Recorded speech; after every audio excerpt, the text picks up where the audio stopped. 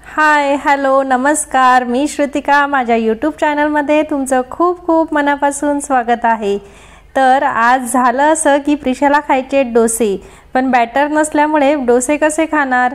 तर आपण तीच रेसिपी आज बघणार आहोत की डोस्यांचा इडली किंवा अप्प्यांचा बॅटर कसं बनवायचं। तर डोसे कुरकुरीत होण्यासाठी, इडली सॉफ्ट होण्यासाठी आणि अप्पे आपले ढम्म फुगण्यासाठी ही रेसिपी आहे। तर व्हिडिओ शेवटपर्यंत बघा। व्हिडिओ शेवटपर्यंत बघा हे यासाठी की मी यामध्ये उडदाची काळी डाळ वापरलेली आहे। तरी सुद्धा आपले इडली, डोसे किंवा अप्पे छान मस्त पांढरे शुभ्र होणार आहेत। तर ते कसे होणार आहेत हे बघण्यासाठी व्हिडिओ शेवटपर्यंत बघा। तर बघा, आता इथे मी 2 वाट्या वाडा कोलम तांदूळ घेतलेले आहेत।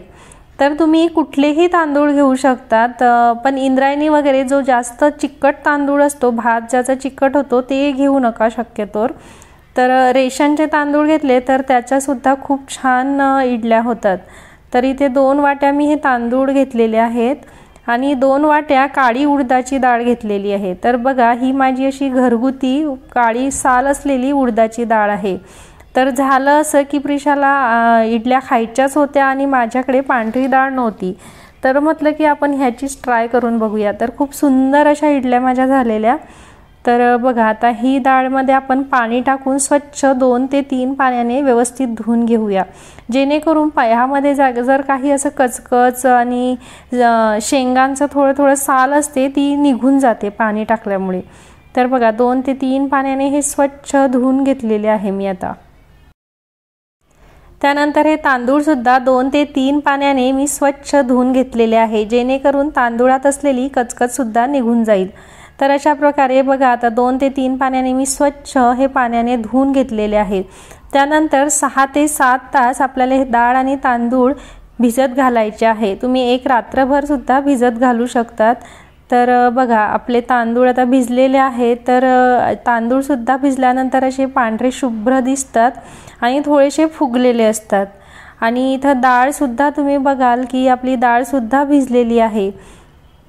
बघा, डाळ सुद्धा भिजलेली आहे।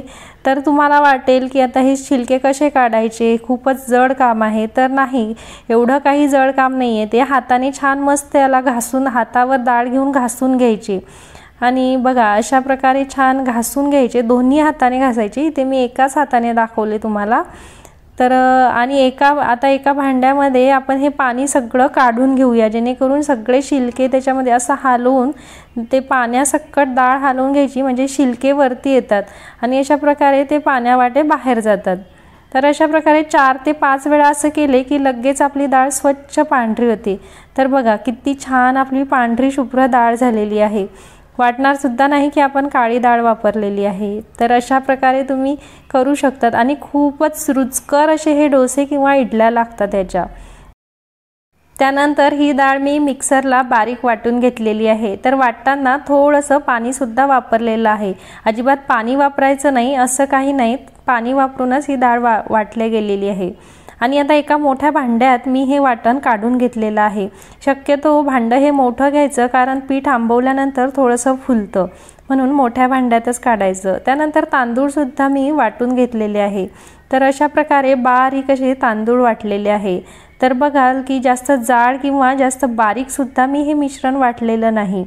आणि आता हे सगळं डाळ आणि तांदूळचं हे बारीक केलेलं वाटण एकत्र करूया।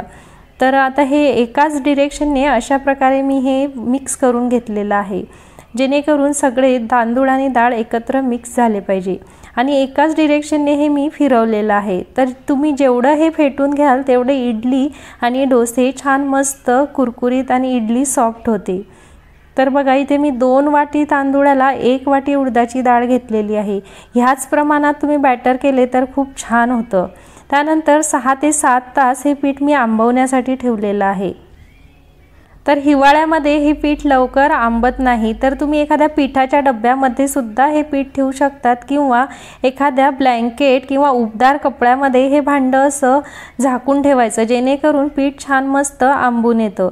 तर बघा 6 ते 7 तास झालेले आहे आणि पीठ आपलं छान मस्त फुलून आलेलं आहे।